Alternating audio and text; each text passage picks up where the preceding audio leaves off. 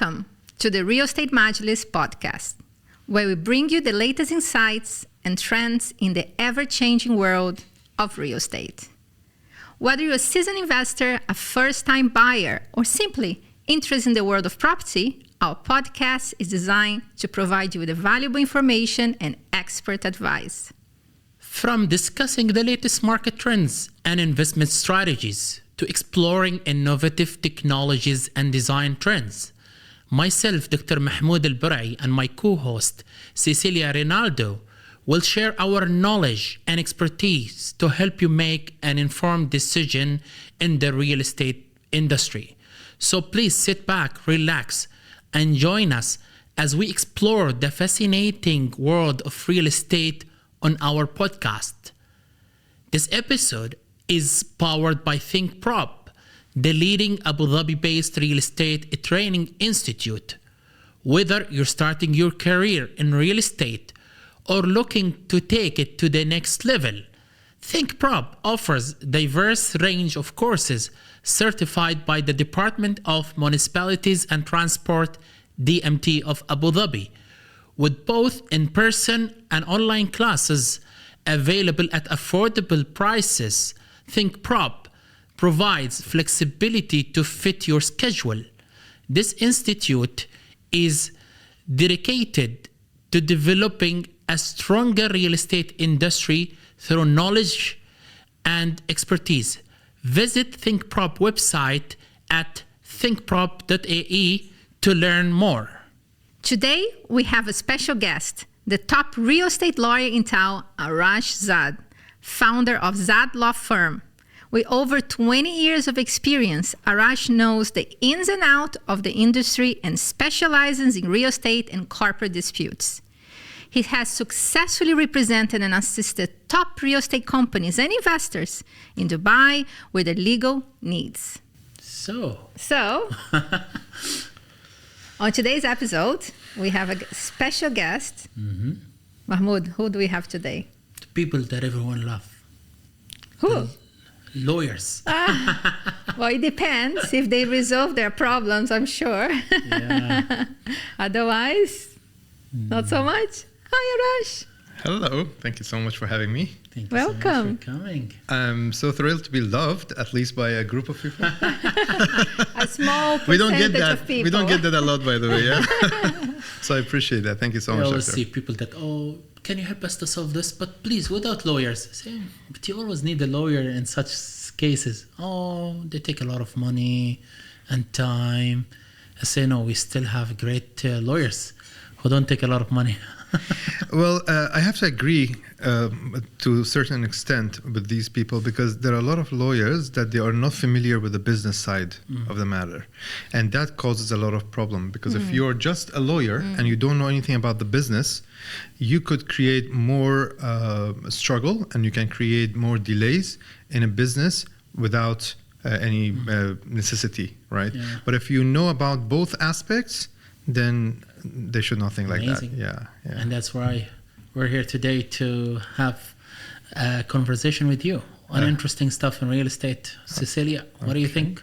Yeah, Arash, look, I want to get it straight in because I want to make sure we get as much as you can, and you have to promise you're going to tell us how it is, give us much important advice so people can perhaps get guided by the things that are happening in the market, because I'm sure there's a lot of investors and customers who are in distress. They want, information.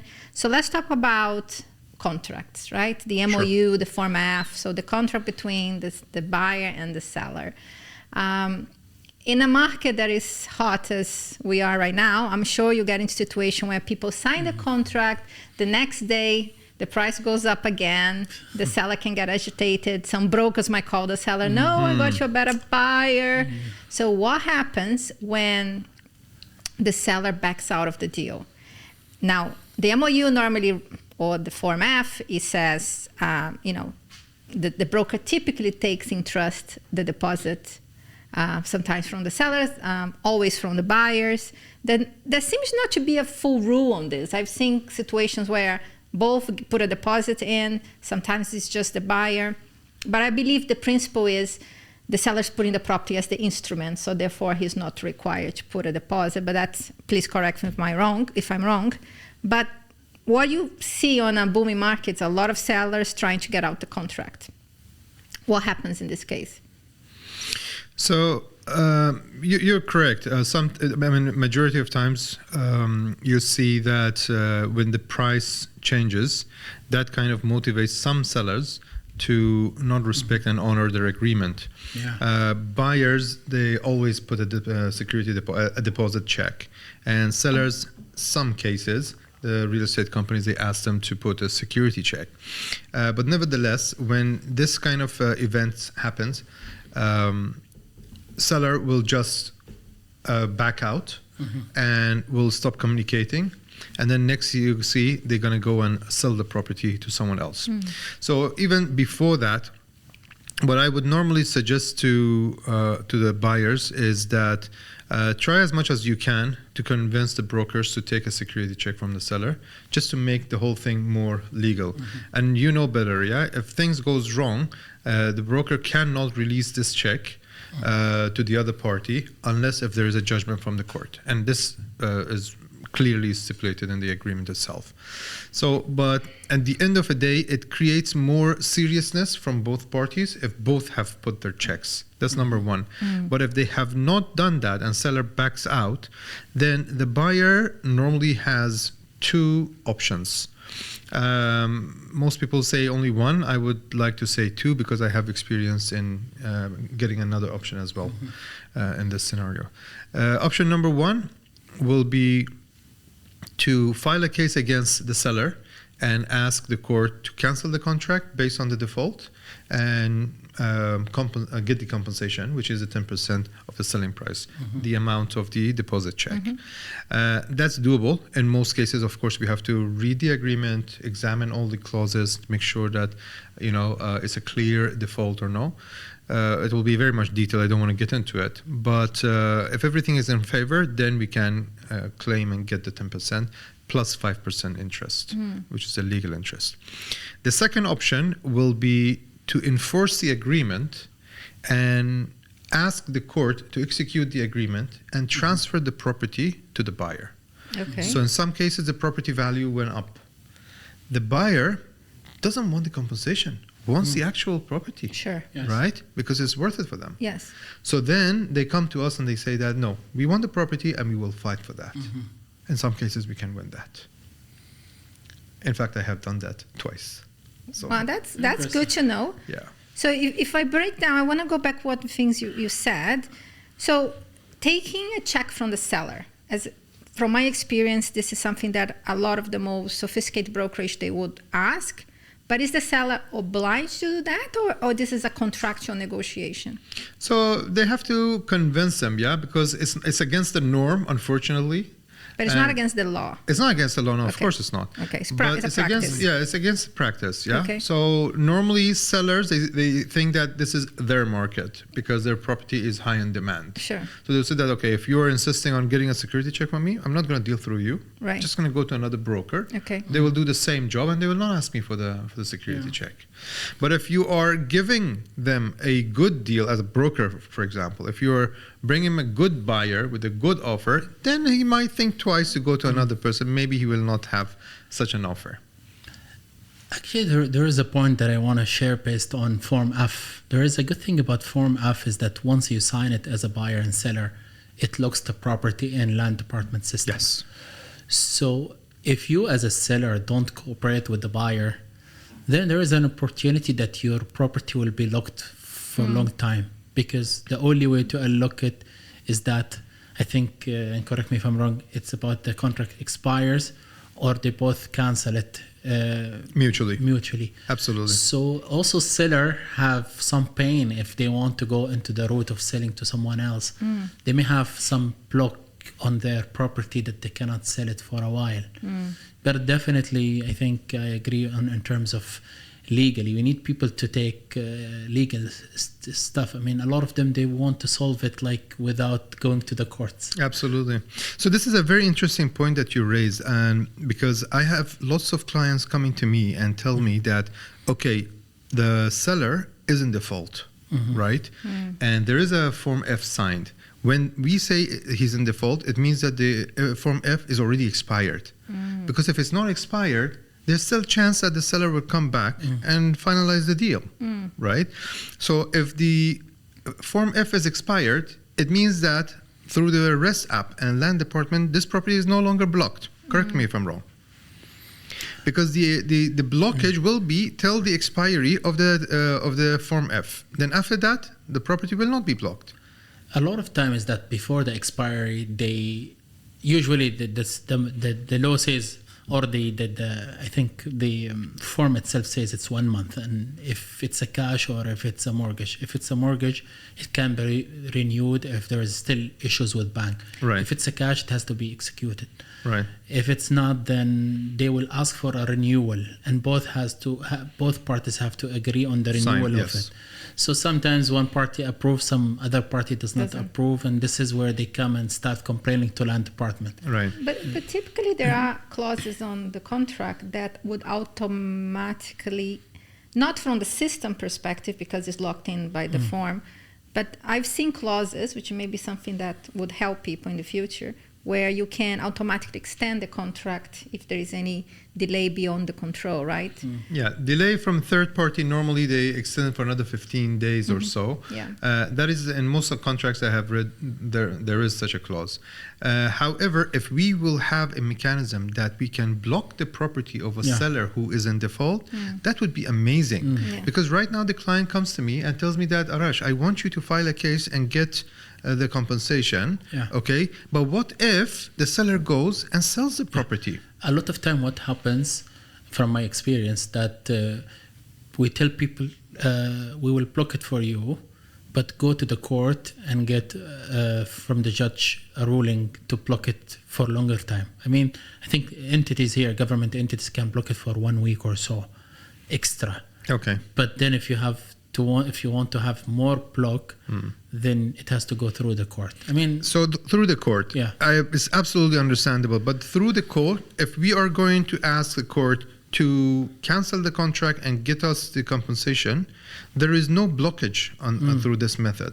The only way that we can request a block is through filing a precautionary attachment case, which is a totally different case. And I have to say that in majority of cases that we have filed, the judge does not accept that. They will dismiss it. Nowadays, we receive more dismissal than approval from the court side, because they want to make sure everything is legit and they are not just blocking people's properties, and then they will approve. Otherwise, we haven't. That's why I don't suggest to my clients to go through that route, because they are taking an extra step. And then if I'm not sure that, they will for sure get the right result, I normally don't advise them even. So going back also to your point on the checks, right? Because regardless if you take a check from the seller, you are normally taking check of the buyer. Right. And if one becomes in default, the broker cannot pass the check to the defaulting party. It needs a court order. Right. Do you see, or have you witnessed even you, Mahmoud, brokers actually giving the check? In the past, we had some cases, but now we don't. Right, so now there's an understanding. Yes. Right, there's an understanding. You cannot do that. You cannot, Right, so the contract actually says, when you're in default, Clearly. the check is yours, Clearly, but they cannot enforce that, right? So this is another important point. There is a clause that says that the broker cannot pass on this check to the other party unless if they get a court order. That is already clear. It's in the template even. Or both parties maybe agree. If they both agree, if yes. Seller say, of course. I don't. The buyer say, I don't want the 10%. I'm okay. Oh, who says that? Maybe. In some cases, they do. Really? I had the situations, because they are happy. They are happy. They sold a villa for 1.5 million. Now the value of this villa is 2.5 million. Okay. So they're happy. Not It's to an have the increase of headache. 1 million. And then the penalty is what? 150,000? Yeah. He's more than happy to even pay twice. Exactly. So they will. The reason that because otherwise this is so redundant. Why do we need the check if you cannot pass it on, right? Yeah. So they have this check in place for such conditions that if both parties agree, there's agreement from then both they will sides. just exchange the check. But it's small, right? Typically, people will walk away. But the same question you ask Cecilia, we get asked in a different way when the market in another situation. When the market is not doing good, usually the buyers, they want to get out of the deal because they feel the price is going down and they got it at higher price. True. So this situation, nowadays we say seller are backing away because they get higher price. But at a certain point of time, you may get buyers want to get out.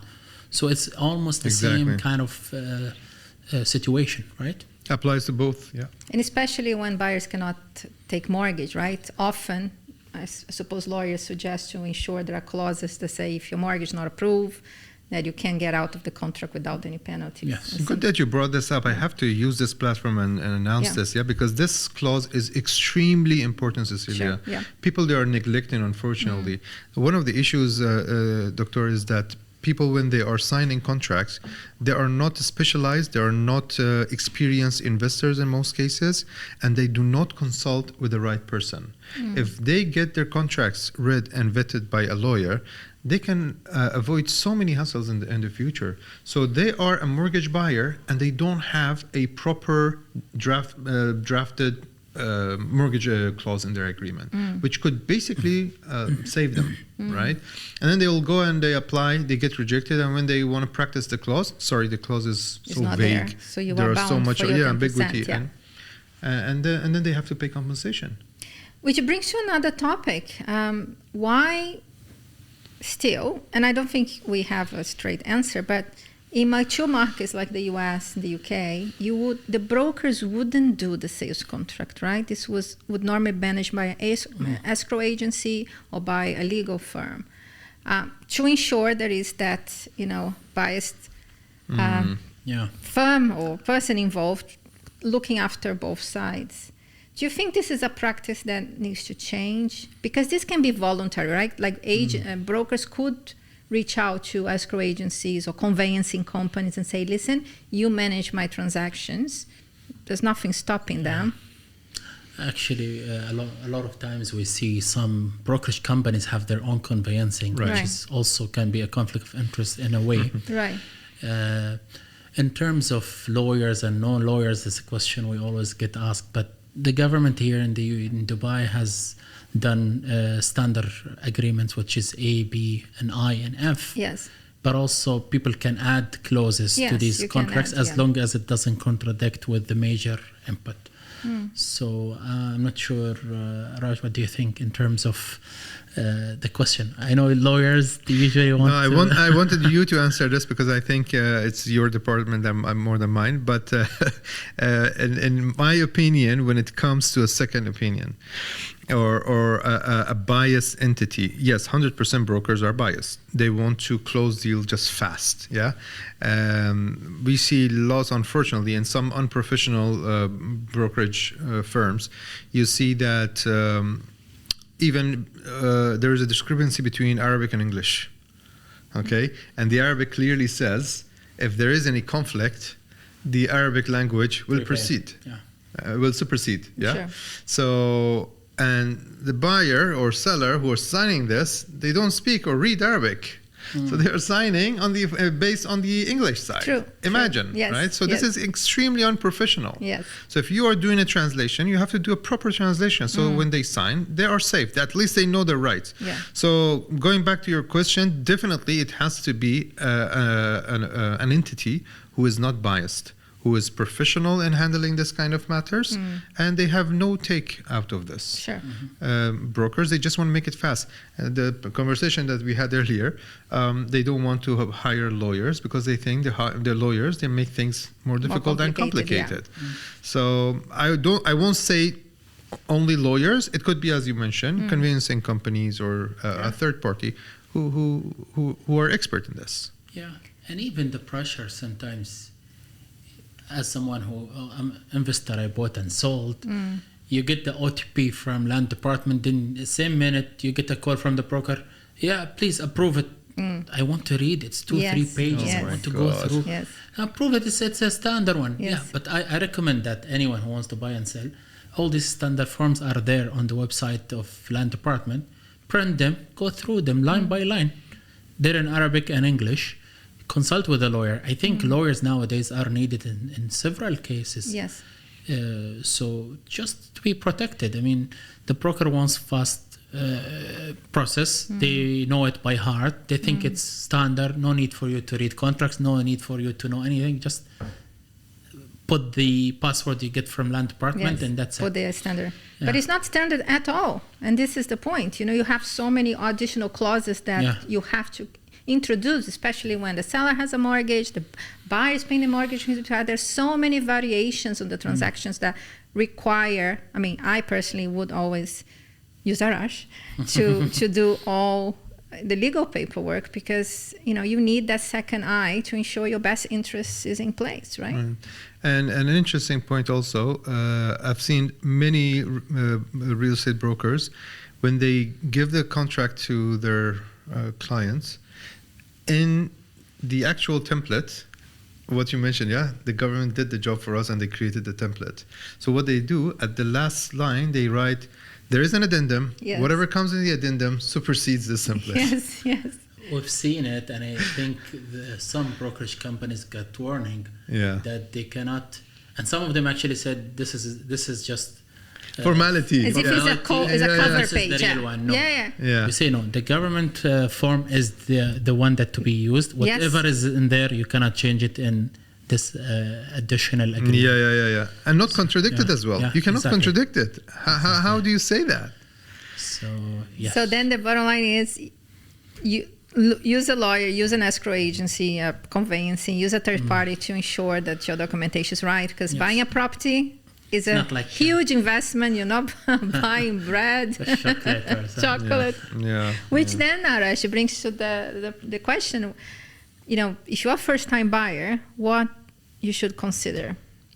A first-time buyer, number one, they have to make themselves familiar with the law as much as possible. Sure. There are so many laws, regulation, real estate laws. There are templates, as we talked about. They need to start reading them. If they can do it themselves, better. If they cannot do it, or they think they are not competent enough, consult with a lawyer to understand the legal framework of the UAE, and precisely with Dubai. Yes, you might be an investor back at your home, but it's a whole different game over there. So the laws are different, regulations are different. I have lawyers, real estate investors in their own countries, and they come here and they consult with me because they know, they are lawyers, they know that they have to consult. So they come and they ask me, Arash, explain to us how it works in terms of real estate investment in Dubai. So I explain to them. So number one is to familiarize yourself with the laws and regulation, how things works. Make sure that you understand the mainland, how it works, the projects, you understand all that. One important thing is to deal with the right developer, if you're buying from the developer, and deal with the right and respectable, reputable, professional real estate broker. If you are dealing with a good company, not necessarily big, it could be a small, yet professional. Sure. Right? They are in the market. They're not just open last week and they're trying to close deals really fast. You will be on the safe side more, okay? And then when it comes to signing the paper, that's the time that you need to make sure you understand what you're signing. Yes. And financially, you are prepared for it. If you're a mortgage buyer, make sure that mortgage clauses are there. Make sure that your bank is serious and you got your initial approval, okay? And then you can jump into it. Some people actually recently, they were applying for a mortgage, and then there was the increase in interest rates, and all of a sudden what used to be affordable is not affordable anymore. So again, it's important for people also to know their net worth and how much they can afford, and if the bank can give them, and all these details in advance before even signing the agreements. I think they can apply for initial approval. So when you apply for initial approval, the bank evaluates your net worth, you evaluates your profile, and will tell you that up to this much you can get a mortgage from us. Interest rates, everything is clear, and then you're going to just apply. But even when the bank gives you a mortgage, they give you a percentage of what they value the property at.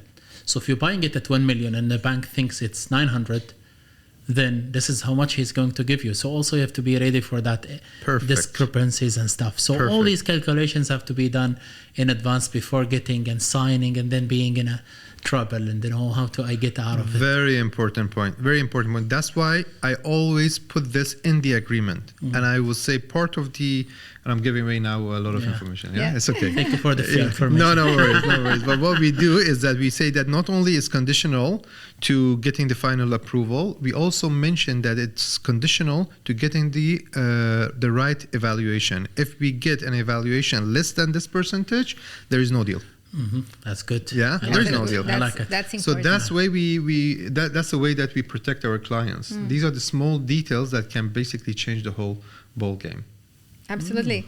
And to close on this topic, I would say for brokers, for buyers to be aware of brokers asking them to buy this deal with the idea of flipping, or you can sell and get X amount of money. So as you said, you have to be fully aware of your financial capabilities and don't invest in real estate with the view of exiting the next day, because it's a long-term view you should have, and so you don't regret later, right? True. Yeah.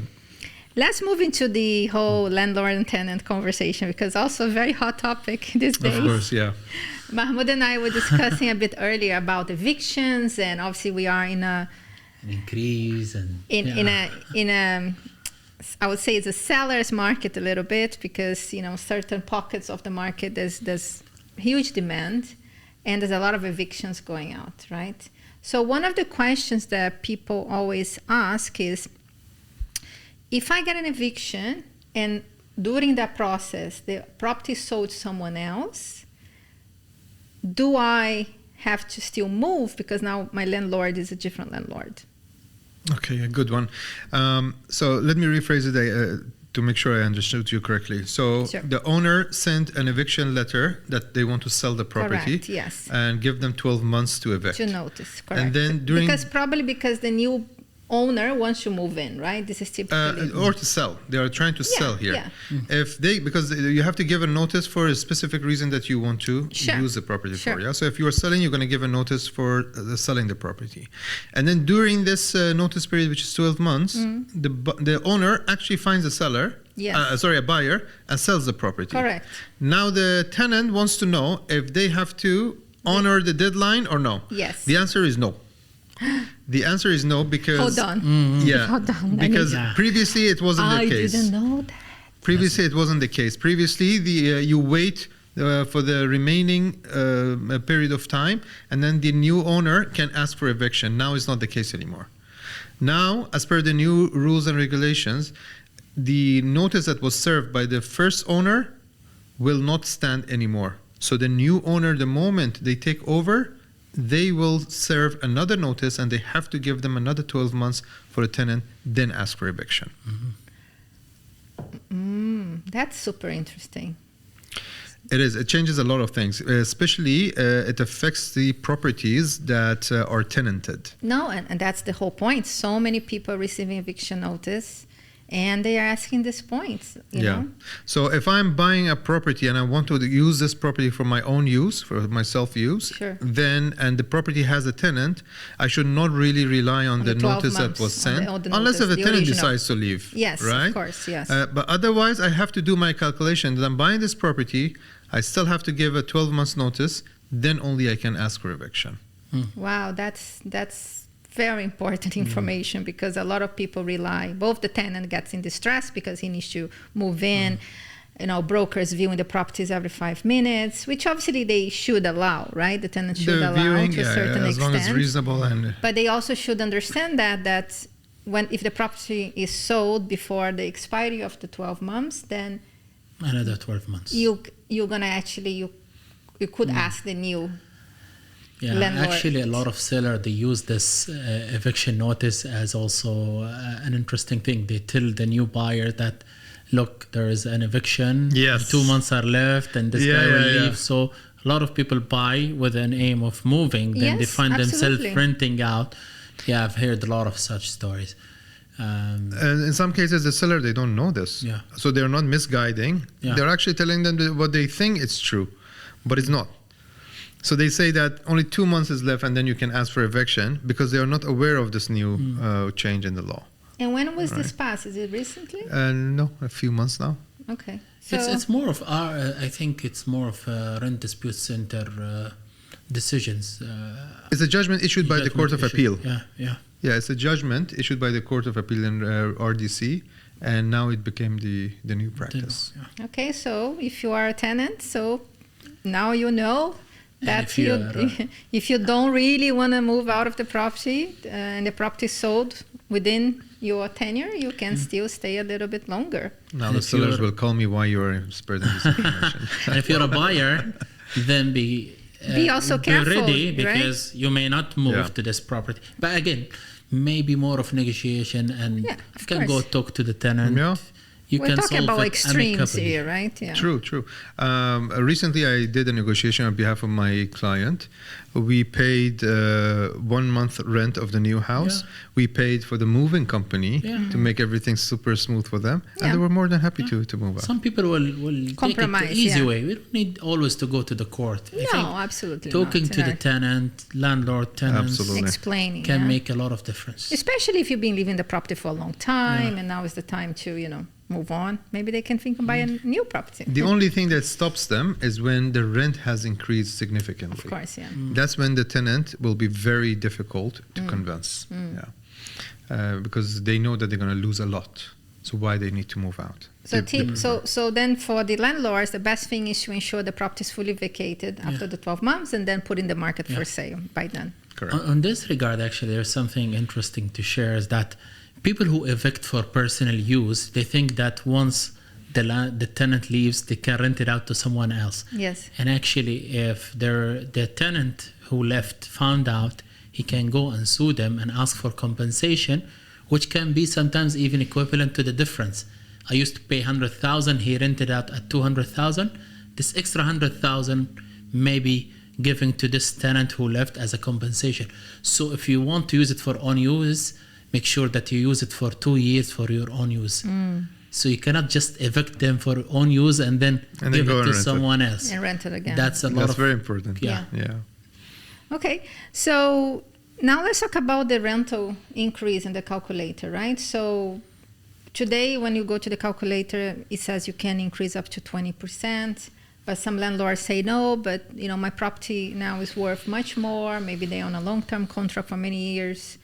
Is there any way that as a lawyer, you guys could help in changing these decisions, or you are stuck with the 20%, that's the maximum you can increase?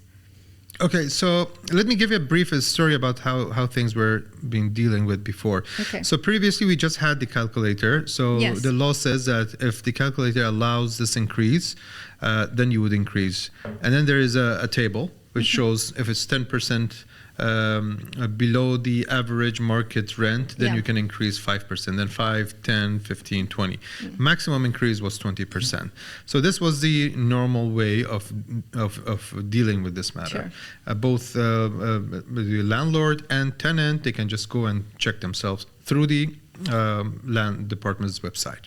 So then what happened is that there were, number one, the calculator was not getting updated on regular basis. Okay, so the rent that was there belonged to a year ago, and it was not updated. Later on, they started updating it every 6 months, if I'm not mistaken. Okay. But still, it was not updated in terms of single building in a project. Yeah. For example, if we are talking about Marina, okay, or talking about Palm Jumeirah or downtown even. Okay, there are very old buildings that the rent, as per the rental calculator, is the same as the new buildings. Right.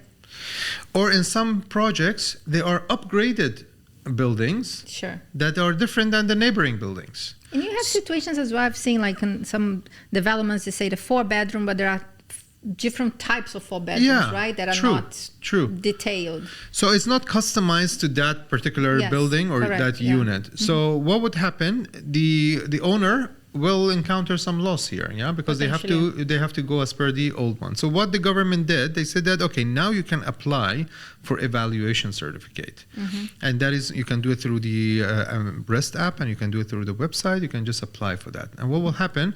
The authorized experts, they will do an evaluation based on that particular building. Market value. They will tell you that okay, the market value of this is this much. Right. And then this will supersede what the outcome of the calculator. Okay. In some cases, the calculator does not allow any increase, yet this evaluation shows a huge increase in the 20% or rent. even more. It So- could be above 20%?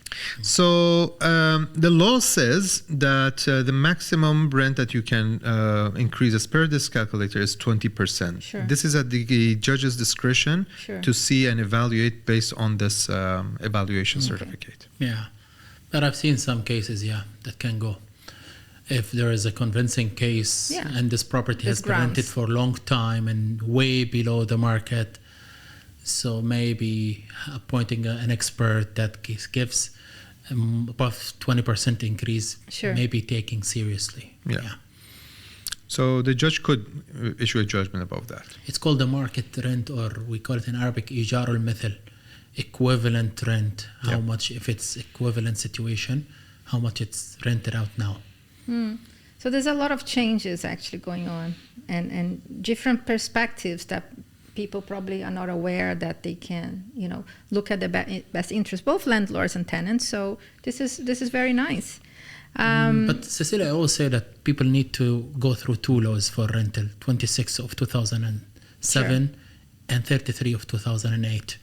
These are the most important two laws when it comes to rent, and also the rent calculator decree and rent calculator itself. And be aware of all these challenges, and also make sure that their information is updated, their email.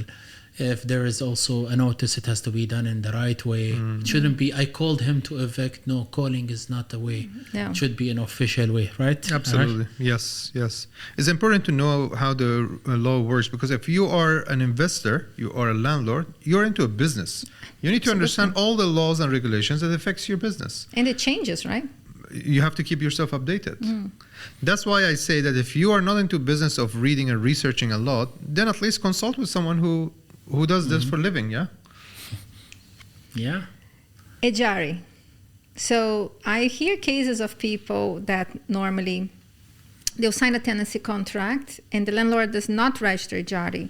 Does that allow, let's say the tenant finds a cheaper apartment, can he get out of the deal if the Ejari is not registered? So what is a Ejari and what is a tenancy contract? Yeah, a tenancy contract is a binding agreement on its own. Sure. Okay, the moment you sign, this contract is binding. Okay. So both landlord and tenant, they are bound by the terms of this agreement. Correct. The tenancy contract, as per the law, has to be registered. Okay. So this falls on any party. So if the landlord is not doing, the tenant can do it. You can do this in 10 minutes. Yeah, it's an easy task. Right. So you cannot use this as an excuse to exit the contract. Okay. However, if there is any issues that the seller can actually not register this unit Okay. through the Ejari for any reasons. Okay. It could be multiple reasons. Like, for example, Okay, if he has any problems, or if he, I don't know, in the land department, it could be a block on him, Okay. on him personally. Okay, if this person is not allowed to do any sort of transactions due to any reasons, okay, then he cannot enter into this contract. It Sure. means that when he signed the tenancy contract, he did not have the capacity to sign such an agreement because he Sure. cannot get it registered. Sure. If that happens, then only the tenant can use this and file a case and ask for cancellation of this agreement. He cannot just walk away. Right. He needs to ask the court To to cancel the agreement because an agreement was signed already. okay. So it just so that you have to fulfill the contract. Doesn't matter if it's not registered with Ejari. Yeah. And if someone decides to leave, like a tenant decides to leave, most of the time he has to pay the 2 months 2 months. penalty. Yeah.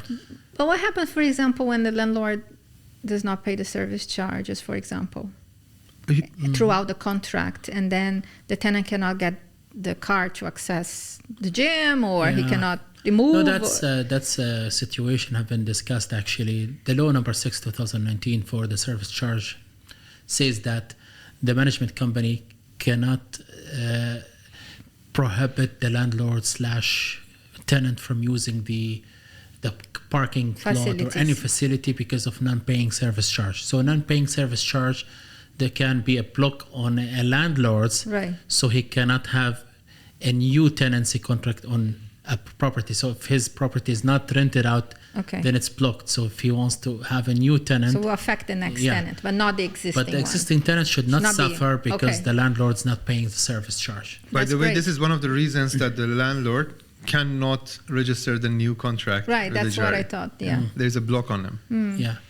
So it's important. And also if there is any change in the tenancy contract, it should be done at least 3 months before the expiry. Otherwise, you cannot just wake up and say, I want to increase by 10% as per the rent calculator. Yes, the rent calculator says you can increase, Yes. but because you did not abide by the time given to you, it should be 3 months notice Notice, minimum. Yeah. You cannot increase the rent for that year because you did not commit to the time, right? Right, absolutely. Yes. And this is actually a very, very important point. Yeah. People need to be very cautious about The timing. yes. of all of this because and the method and the method of notifying the person. So previously we only had either through the notary public or through a registered post. Right.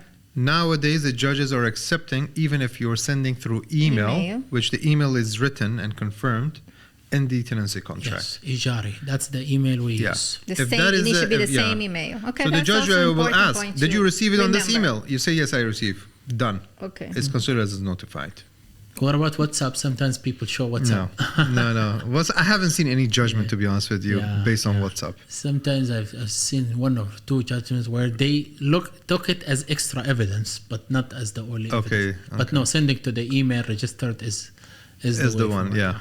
yeah. I know that we maybe surpassed the time for the episode. I know, it's I know. interesting. I know. It's and so interesting. we need to I'm bring you learning back. so many Oh, thank you. I would things, be happy. Arash. We're definitely going to bring you back. I would be happy to share more information. if Thank needed. you. And before we go, just let us know, how do people get in touch with you? What are your social media handles? Sure.